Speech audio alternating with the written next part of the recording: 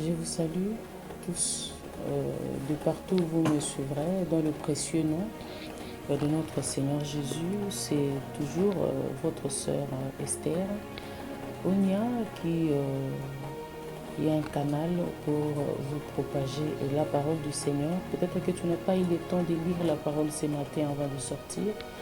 Et peut-être que tu es à un lieu où tu ne sauras pas lire la Bible, l'ouvrir, mais tu as au moins accès à ton téléphone, tu as accès à ton ordinateur, tu as accès à ta tablette, tu as accès aux réseaux sociaux. Laisse que le Seigneur te bénisse. Laisse que le Seigneur te bénisse parce que tu l'utilises au moins pour une bonne cause. Alors aujourd'hui, nous sommes là encore pour partager quelque chose, une pensée, une petite pensée que le Seigneur a déposée dans nos cœurs.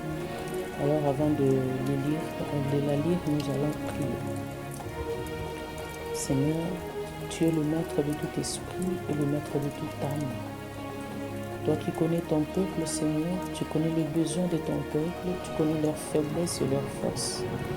Laisse que tu leur parles au nom de Jésus. Amen. Voilà, aujourd'hui nous allons parler de la présence, l'importance de la présence de Dieu dans la vie d'un chrétien. Et nous allons lire dans le livre d'Ésaïe 8 au verset 10. Que nous dit la Bible? Formés de projets, ils seront anéantis. Formés de projets, ils seront anéantis. Donner des ordres, ils ne seront pas exécutés. Ils seront sans effet. Pourquoi? Là, c'est moi qui pose la question. Et la Bible répond, car Dieu est avec nous. Amen. Et toujours dans Ésaïe, il y a encore écrit qu'un enfant nous est né, un fils nous est donné, il s'appellera Emmanuel, Dieu parmi nous. Alors, il y a beaucoup de choses que la présence de Dieu peut faire dans la vie d'un chrétien, dans la vie d'un enfant de Dieu. Excusez-moi si vous n'êtes pas chrétien, mais je m'adresse plus aux chrétiens parce que je suis habituée. Et chrétien, c'est quelqu'un qui croit en Christ, quelqu'un qui croit en Dieu. Alors, la Bible nous dit que formés de projets, ils seront anéantis, donner des ordres, ils seront sans effet, car Dieu est avec nous. Et je viens de vous citer encore un passage qui nous dit que un enfant nous est né, un fils nous est donné, et il s'appellera Emmanuel, le Père éternel. La domination reposera sur ses épaules. Et Emmanuel veut dire quoi? Veut dire Dieu parmi les saints. Qu'est-ce que l'Esprit de Dieu, au fait, veut nous dire par là? La Bible a commencé très bien par nous montrer un combat. La Bible commence par nous montrer un combat que l'esprit et la chair, que le sang ne peut pas vaincre, que l'homme ne peut pas résister. Et à la fin, la Bible chute en nous disant que tout cela, nous le vaincrons si nous avons Dieu en nous. Et si tu crois en Dieu, tu appelles sa présence. J'aime bien une chanson qui dit « J'aime ta présence, Jésus mon roi, j'aime ta présence, Seigneur, elle me rassure. » La présence de Dieu rassure. La présence de Dieu nous donne la victoire. La présence de Dieu transforme. La présence de Dieu ôte l'ancienne image de quelqu'un, fait tomber l'ancienne identité de quelqu'un. Vous savez, souvent dans nos prières, nous devons demander la présence de Dieu. Parce que quand nous avons Dieu en nous, nous n'avons pas, et le diable n'a pas droit sur nous. Parce que c'est le Seigneur qui occupe toute la place de nos cœurs. Et qu'est-ce qui peut faire que le Seigneur ne soit pas en toi?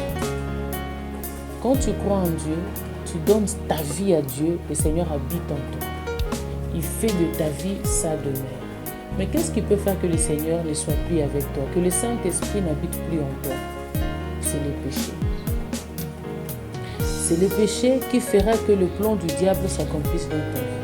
C'est le péché qui fera que le projet du mal s'accomplisse dans ta vie. C'est le péché qui fera que qu'on te cherche par l'ennemi et qu'on te trouve. Dans le psaume, il est écrit que le Seigneur campe, l'ange de l'Éternel campe tout autour de ceux qui le craignent et il les arrache du danger. L'ange de l'Éternel campe tout autour de ceux qui fuient les péchés, de tous ceux qui craignent, qui marchent loin du péché, qui marchent dans la crainte de Dieu pour les arracher du mal. C'est la continuité au fait d'Ésaïe. Là où le Seigneur nous dit que les plans du malin ne s'accompliront pas dans nos vies parce que nous avons Dieu en nous. Alors Dieu ne cohabite pas avec le péché. Le Seigneur n'aime pas le péché, mais il aime le pécheur. Pourquoi? Pour que ces pécheurs-là se convertissent, abandonnent ses péchés et croient en Dieu. Et quand tu abandonnes tes péchés, tu renouvelles ton alliance avec le Seigneur. Quand le diable te cherchera, il ne te trouvera pas. Tu seras dans le creux de la main de l'Éternel. Et voilà pourquoi il y a des uns qui marchent. Oh, quand j'ai marché sur l'eau sale, l'eau de marabout. Je suis atteint par des sortes de maladies qui touchent les pieds. La parole de l'Éternel déclare dans Psaume 91 qu'il ordonnera à ses anges de te porter sur le mât, de peur que ton pied ne heurte contre une pierre. Si le Seigneur ne peut pas permettre à ton seul pied de heurter contre une pierre, alors ta vie, alors ton âme, alors ton esprit. Chers bien-aimés, ne faisons pas le diable cadeau de notre vie. Abandonnons le péché. C'est simplement le péché qui nous jetteront tout droit dans les mains du diable. C'est le péché qui donnera le diable l'opportunité de nous faire ce qu'il voudra. Ici, le diable, la parole de Dieu nous dit que tout le plan, le projet. Oh, quand je dormais, ma soeur, je t'ai vu, tu es morte. Oh, j'ai vu que dans ton travail, on va te mettre dehors. Oh non, j'ai vu que ton enfant était mort. J'ai vu que tes enfants ont fait un accident. Mais quand tu crois en Dieu, tu n'as pas la vie de péché, tu te conformes à cette parole, tu t'appropries cette parole, les plans du diable ne s'accompliront pas dans ta vie. Parce que ce qui nous arrive en bien ou en mal, c'est le Seigneur qui le permet, bien sûr. Mais le diable est derrière aussi autre chose. Bien-aimé dans le Seigneur, abandonne les péchés. Je t'en prie ce matin, ce soir, cette nuit, crois en Dieu. N'oublie pas qui tu es. Tu es un enfant de Dieu. Tu es appelé à marcher dans la crainte de l'Éternel. Et si tu crains le Seigneur, la vie de péché ne sera pas pour toi. La vie de débauche ne sera pas pour toi. Tu ne seras pas un ivrogne. Tu ne seras pas celui qui plaira au diable, mais qui ne plaira pas à Dieu. Fais un effort que chaque jour, parce que quand nous dormons, le diable ne dort pas. Quand nous mangeons, le diable ne mange pas. Il forge des plans chaque jour, comment nous faire tomber, comment nous éloigner de la face du Seigneur. Et toi, fais un examen de conscience. Et dis-toi, prends l'engagement chaque jour, ne serait-ce que donner la dîme de la crainte de l'Éternel à Dieu. Fais un effort à la fin de la journée de faire un bilan. Qu'est-ce que je fais qui n'a pas plu à Dieu? Est-ce que le Seigneur était content de tout ce que je fais toute cette journée? Quand il est content de toi, c'est alors qu'il habite en toi. Quand il habite en toi, c'est alors que le diable ne te touchera pas. Garde-toi et le malin ne te touchera pas. Et le plan du diable ne s'accomplira pas dans ta vie.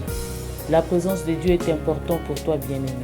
Il ne permet pas le diable de chasser la présence de Dieu dans ta vie. Ne permet pas au diable de t'approprier de ta vie afin que le Seigneur te lâche. Parce qu'il y a même des chrétiens, des serviteurs de Dieu que le Seigneur a déjà rejetés. Ce n'est pas nouveau.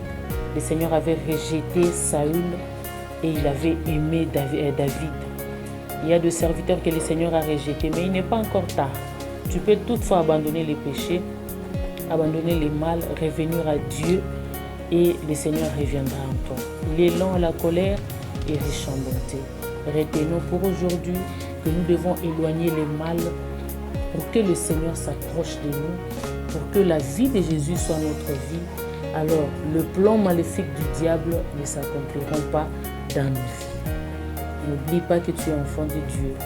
Tu es appelé à être enlevé un jour. N'aime pas les péchés, ne donne pas une grande place au diable dans ta vie, mais plutôt ouvre ton cœur à Dieu. Voilà, que le Seigneur vous bénisse. Nous allons prier. Seigneur éternel, je prie pour chacun de tes enfants qui nous suivent en ce moment. Tout celui qui vit dans le débauche, tout celui qui marche hors de toi, tout celui, Seigneur notre Dieu, qui t'a abandonné, qui ne croit plus en Dieu, qui a écouté cette parole, qui a été touché, laisse que le Saint-Esprit, tu t'appropries de sa vie, que tu éloignes le diable afin que le plan du mal ne s'approche plus de lui. Seigneur, bénis tout un chacun et que ta présence nous transforme, que ta présence nous fasse du bien, que ta présence marche avec nous. Au nom de Jésus, nous avons ainsi prié. Amen. Voilà, merci beaucoup, que le Seigneur vous bénisse. Bye.